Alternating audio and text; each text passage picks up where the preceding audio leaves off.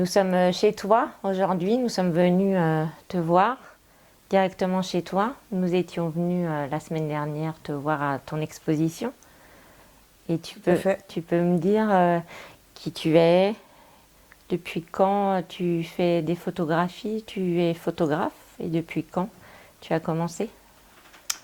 Alors moi du coup j'ai fait en fait un BTS photo et après j'ai travaillé en labo photo, donc développement classique noir et blanc. Et après je me suis installée en tant que photographe en 2011. Et après je me suis installée donc en campagne, donc ici, hein, dans le Maine-et-Loire. Dans ce que j'ai pu faire, j'ai travaillé avec des entreprises, etc. Donc tout ce qu'on va dire classique en photographie. Et c'est grâce à la rencontre avec Wilfried Estève, donc, qui est mon directeur d'agence, donc l'agence en Sucas qui est sur Paris. C'est à partir de là en fait où j'ai commencé le photojournalisme. J'ai pu justement travailler pour les magazines. Et c'est là que ça a commencé à venir de me dire de faire des reportages de manière plus sérieuse. Parce que j'ai toujours fait des reportages justement dans l'agriculture. Ouais. Ça m'est toujours venu, mais c'est vrai que cette idée de peut-être de construire quelque chose de plus sérieux m'est venue grâce à cette agence. Et après, en fait, moi, je travaillais en labo noir et blanc, donc en station de ski. Parce qu'en fait, j'avais pas trouvé dans le Maine-et-Loire. Je trouvais pas de poste, du coup, en CDI. Et donc, je voulais à tout prix travailler là-dedans. Et donc, j'ai cherché, en fait, en saison de ski. Et c'est comme ça que je suis devenue saisonnière. Parce que je faisais ça l'hiver. Et puis, quand je revenais dans mon fief du Maine-et-Loire, et du coup, je travaillais soit dans les vignes ou soit dans les pommes. Et après, l'été aussi, j'ai fait les marais salants, du côté de Guérande. Parce que ma sœur n'a pas eu dire. Donc tu connaissais un petit peu le milieu agricole déjà? Du coup, grâce à ça, je suis rentrée dans le milieu agricole parce que dans le Maine-et-Loire, en fait, on a cette chance-là quand on est jeune, c'est que on trouve toujours du boulot en fait en saison, que ce soit les pommes, les vignes. Nous, on est entouré que de ça. Donc c'est vrai que moi, je trouvais ça beaucoup plus agréable de travailler dehors que d'être enfermée, être caissière dans un Super U pour du boulot alimentaire en fait. Je trouvais ça bien plus sympa. Et puis après, c'est l'ambiance avec les copains. On a des super souvenirs. Et puis, du coup, j'aimais bien cette ambiance. J'aimais beaucoup les gens aussi. J'aimais bien vraiment ce milieu où les gens sont plutôt francs du collier. Ouais. C'est assez direct, c'est assez simple. Donc ça, j'aimais bien. Et puis après, c'est vrai que j'ai travaillé vraiment pendant 10 ans à cueillir la fleur de sel. Et puis après, c'est quand je me suis justement installée en tant que photographe, je me suis retrouvée voisine d'un couple éleveur de brebis. Et puis avec qui on avait super bien sympathisé. Et puis là, je me suis dit, j'ai trop envie de les photographier. Et du coup, je les ai suivis pendant 2 ans et demi. Là où étaient les vidéos l'autre jour à ton exposition. Exactement, ouais. D'accord. Ça a été vraiment mon premier reportage au long cours, en fait, on va dire. Donc j'ai photographié, entre guillemets, de manière bête et méchante. C'est-à-dire que j'avais rien construit. Je photographiais toutes les étapes de ce qu'ils pouvaient faire. Et puis c'est vrai que ça m'a vraiment plu. Et puis c'est là où déjà tu discutes beaucoup plus, en fait. Vu que tu suis les gens, forcément tu discutes de tout et de rien, et surtout du milieu. Donc c'est comme ça que c'est venu. Et puis après, moi j'ai un copain qui s'est installé justement en élevage de porcs en plein air. D'accord. Et c'est plus avec lui en fait que on a pas mal discuté de suicide. D'accord. Et justement, des chaises vides. Est-ce que tu peux me dire exactement ce que tu as voulu représenter avec ces chaises vides? En fait, ce que je cherchais quand je réfléchissais à justement comment parler du suicide photographiquement parlant, parce qu'au départ j'étais persuadée que j'allais faire que des photos. Justement, je pensais pas forcément au témoignage, vu que j'ai en fait construit le truc au fur et à mesure. Et c'est vrai que j'ai pensé à la chaise parce que je trouve que quand on voit une chaise, on imagine toujours quelqu'un dessus. Ouais. Et une chaise, ça a toujours une présence assez incroyable. Et alors qu'en fait, il y en a partout. Mais c'est assez fort, en fait, comme symboliquement, je trouve, une chaise. Donc du coup, je me suis dit, l'absence, je vais pouvoir la représenter grâce à une chaise. Mais c'est vrai qu'après, je savais pas si j'allais prendre justement toujours la même chaise, où est-ce que j'allais mettre dans le cadre, je savais pas tout ça. Donc j'avais quand même décidé de prendre une chaise de chez moi, que j'avais trouvée en Trocante ou je ne sais plus où. Et puis j'avais fait des photos et je m'étais dit, il faut que je la peins en noir. Et je me suis dit, je la peins en noir tout bonnement parce qu'il y a quand même le problème d'esthétique pour moi. Et c'est ce qui ressort le plus partout pour les paysages, etc., même si c'est en intérieur. Et après, c'est dans mon premier témoignage où, en fait, de le mettre de manière centrée, c'est ce qui m'a paru le plus logique, parce qu'en fait, fallait recentrer le sujet et non seulement la problématique au centre des débats, la problématique du suicide agricole, donc la problématique du système, et recentrer aussi pour remettre une dignité de la personne, donc du coup ne voir entre guillemets que elle. Donc c'est pour ça que je voulais à tout prix que ce soit en fait centré. Mais en soi, j'avais essayé plusieurs trucs photographiquement, et puis en fait je me suis dit non, c'est ce qui fonctionne le mieux. Et après, j'avais essayé aussi parce que souvent les gens ils ont leur chaise en fait. Souvent on a notre place. On s'en rend pas compte, mais dans une cuisine ou dans une salle à manger, on a notre place souvent. On a des habitudes en fait. Et du coup, j'avais fait aussi des photos avec la chaise de la personne. Mais en fait, je me suis dit non, ça fonctionne pas. En soi, c'était fort, c'est sûr. Hein. Mais ça fonctionnait pas pour le problème systémique auquel je tenais beaucoup. Donc c'est pour ça que je me suis dit non, il faut que ce soit toujours, faut que ce soit photographiquement toujours la même chose, entre guillemets. Et que le lieu, par contre, soit décidé par les familles. Parce que, par contre, c'est toujours un travail en binôme. Hein. Enfin, un binôme. Oui. Ça peut être plusieurs personnes, mais en tout cas, moi, je préviens déjà, justement, les gens en amont de réfléchir à un lieu, en fait, dans la ferme ou autre. Hein. Justement, c'est eux qui choisissent pour vraiment symboliser au mieux la personne. Donc, c'est soit... Il y a des gens où c'était je veux qu'il soit photographié là où il s'est donné à la mort. Donc, des fois, ça c'est très raide, mais bon... moi, je comprends qu'on ait envie de ça. Et puis ou soit c'était, c'était là où il travaillait tout le temps, ou soit c'était, j'adorais le voir à tel endroit, donc un beau souvenir. Donc ça peut vraiment être un panel assez large, je trouve. Les gens, ils réagissent totalement différemment sur les familles, sur les personnes.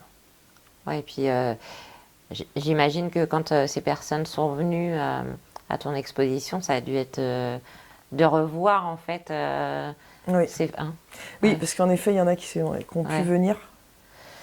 Oui, c'était très dur. Mais en même temps, parce que j'avais peur qu'ils trouvent ça trop dur. J'étais parce que vu que moi, je trouve ça quand même raide.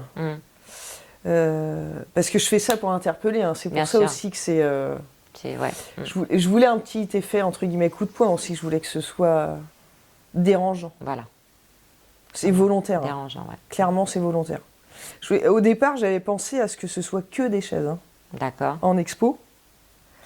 Et quand déjà je l'ai présenté à justement des rédacteurs de magazines ou autres, des rédactrices, c'était qu'il y a des chaises, c'est un peu lourd, quoi.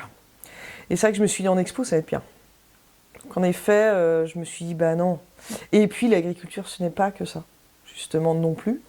Et c'est pour ça que j'ai montré aussi la beauté de l'agriculture, parce que moi j'adore. Parce qu'en soi, je ne photographie pas que justement les chaises. Et je photographie des gens, beaucoup, qui travaillent. Et j'adore ça, moi, regarder les gens travailler dans l'agriculture et leurs gestes et tout. J'ai toujours trouvé ça superbe. Donc de pouvoir mettre ces images-là, ça me plaisait aussi. Mais c'est vrai qu'en tout cas, je voulais quelque chose de percutant pour les chaises. Et c'est pour ça que j'ai fait ça comme ça. Et les gens, donc quand ils sont venus... ça les a beaucoup perturbés, donc c'est-à-dire qu'ils avaient du mal à parler. Donc là, moi, ça me faisait peur, j'étais oh là là là là. Et puis en fait, après, ils m'ont dit non, c'est super. C'est super, je suis ravie d'avoir participé. Ouais.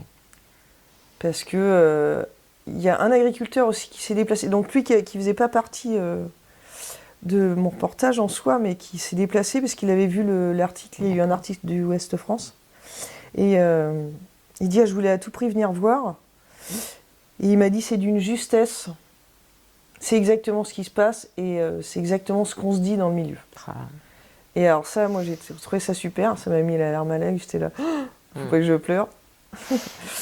Mais où je me dis j'ai fait ce que je voulais. Moi je ressens, j'essaye justement de faire juste, mais je ne sais pas en fait si je le fais. J'en sais rien. Mais du coup ça c'était super. Et j'ai vraiment eu des superbes retours. Ouais. Parce que c'est vrai que moi ça fait quand même depuis fin 2018 que je suis sur justement le sujet du monde agricole qui dégringole. Et donc il y a eu la pandémie, tout ça. Et c'est vrai que le fait d'exposer justement le sujet et d'avoir des retours, et c'est vrai que ça prend une ampleur dans ma tête qui n'est pas du tout la même. Parce que c'est vrai que moi j'ai l'impression de me battre des fois contre du vent, hein, clairement. Parce que je galère quand même clairement à trouver des témoignages, c'est quand même très compliqué. Et donc des fois je me dis je vais arrêter, puis après hop je rencontre quelqu'un, ah non surtout pas, faut pas arrêter et tout. Et c'est vrai que là l'exposition elle m'a vraiment donné un souffle d'air frais parce que les gens ils sont touchés, mais touchés profondément. Et ça c'est vrai que ça fait pas du bien de voir les gens tristes, hein, c'est pas ça que je dis, hein. Mais de me dire ce que je fais n'est pas vain et que ça touche et que si les gens peuvent parler en fait tout simplement de l'expo chez eux et que ça peut permettre des débats, je me dis c'est toujours ça de gagner en fait. Ce que je trouvais hyper cool, c'est que les gens se posaient plein de questions, quoi. Et puis aussi il y avait des gens qui étaient absolument pas au courant, chose que moi, vu que moi je baigne dedans dans le monde agricole, pour moi ça me paraît évident. Et en fait non, il y a des gens qui étaient ah bon mais moi je savais pas que c'était si grave. Mais comment ça se fait que l'état de l'agriculture en France soit à ce point-là, on est quand même un pays développé, gna gna gna. Ben oui, enfin bon, oui. Mais sauf que ça se dégrade en fait, parce que justement il y a plein de choses qui se dégradent. Il y a le système public qui se dégrade, que ce soit de la santé, que ce soit de l'éducation, et puis le système agricole. Enfin c'est quand même 3 points qui pour moi sont absolument essentiels et qui se dégradent au plus haut point. Et c'est vrai que de débattre avec les gens, j'ai trouvé ça super. Parce qu'il y avait un vrai échange. De libérer la parole, on se rend compte que ça change. Et c'est ce qui va permettre de changer. C'est ce qui va permettre de changer les choses. Je ne sais pas ce que tu en penses toi. Oui. Moi, je suis convaincue que la parole libère. Hein. C'est la phrase toute bête, mais... on se dit qu'on se donne rendez-vous. Parce que c'est... Ah non, mais... C'est ça. Parce que c'est pareil au niveau des personnes qui ont bien voulu témoigner pour moi. C'est vrai que le retour auquel moi je m'attendais pas, c'était ça. C'était à chaque fois on m'a dit merci. Donc c'est vrai que moi j'étais merci de quoi, parce qu'en même temps de se livrer c'est quand même hyper dur. Et en fait les gens disaient non mais ça me permet de tout répertorier dans ma tête et ça me permet de tout ranger, entre guillemets. Ça fait du bien de parler à quelqu'un de neutre et du coup, la plupart du temps, ça m'a fait du bien. Chose auquel je ne m'attendais pas. Donc ça prend une ampleur encore plus que ce que je croyais. Ça, par exemple, c'est un cadeau pour moi dans le sens où moi, je venais, entre guillemets, que en tant que photographe. Sauf qu'en fait, le témoignage prend une ampleur énorme, forcément. Et puis, moi, j'adore écouter les gens. Donc forcément, ça m'a énormément plu. Donc j'ai laissé la place justement énormément au témoignage. C'est pour ça que la photo est aussi importante, que le témoignage est aussi important que la photo. Et c'est vrai que du coup ça, moi je m'y attendais pas et je trouve ça super. Donc, moi c'est hyper enrichissant, je trouve ça. Ces échanges-là sont super. Et puis on discute de toi avec justement des personnes qui ont été... ont témoigné pour toi, et puis elles disent que tu es bienveillante, justement, que tu écoutes, mais tu entends. Tu te mets à la place des personnes, tu essayes en tout cas de ressentir leurs émotions et tout ça. Et sincèrement, nous, on te remercie pour ça. Tu vois, ça, c'est touchant en fait. Et si chaque personne pouvait avoir un tout petit bout de toi, tu vois, juste pour dire, voilà, j'essaye de comprendre mon voisin, j'essaye de comprendre pourquoi ça ne va pas, ça serait excellent. Ça serait, voilà, on n'en serait peut-être pas là aujourd'hui. Mais je pense que c'est quand même la base de l'humanité. Ah, on est d'accord. Voilà, le partager, écouter. Et puis, on a tout ici pour y arriver. Nous, le mot qu'on a réellement, c'est tout seul, on va plus vite. Et ensemble, on va plus vite et plus loin. Et plus loin, oui. Donc, je pense que ce sera le mot de la fin, en fait. Mais un mot en disant restons soudés, restons ensemble, battons-nous, justement, comme tu dis, pour nos voisins. Battons-nous ensemble et pas seuls. Oui, je pense qu'il n'y a pas de secret là-dessus. Voilà. Faut faire attention à tout ce qui se passe autour de nous. C'est ça. Eh ben, merci beaucoup.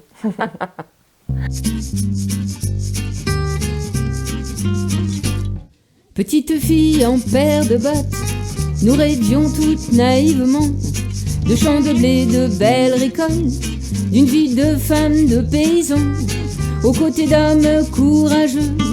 Nous sommes entrés dans l'aventure, ce beau métier nous rend heureux, près de nos bêtes, de nos cultures. Petite fille en paire de bottes, retrousse tes manches, n'abandonne pas. La terre est mère de tous les hommes, pour la défendre, les ailes sont là, les ailes sont là. Et puis un jour sont arrivées les belles promesses de tous ces gens. L'argent alors s'en est mêlé, nos vies ne sont plus que tourments. Nos êtres chers s'en sont allés, rejoindre au ciel leurs parents.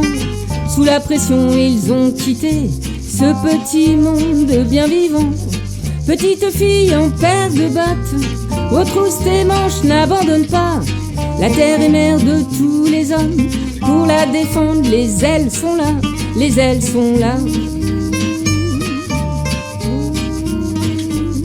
Nous chantons en chœur notre peine d'être pris pour de mauvaises graines. Ceux qui dénoncent ne savent pas que nos âmes livrent un vrai combat. Nous les femmes, les ailes de la terre, n'aurons de cesse de scander le nom de cette mère nourricière qui a nourri tant de foyers. Petite fille en paire de bottes, ne pleure plus, l'espoir est là. La terre est mère de tous les hommes, pour la défendre, les ailes sont là. Petite fille en paire de bottes, ne pleure plus, l'espoir est là. La terre est mère de tous les hommes, pour la défendre, les ailes sont là, les ailes sont là.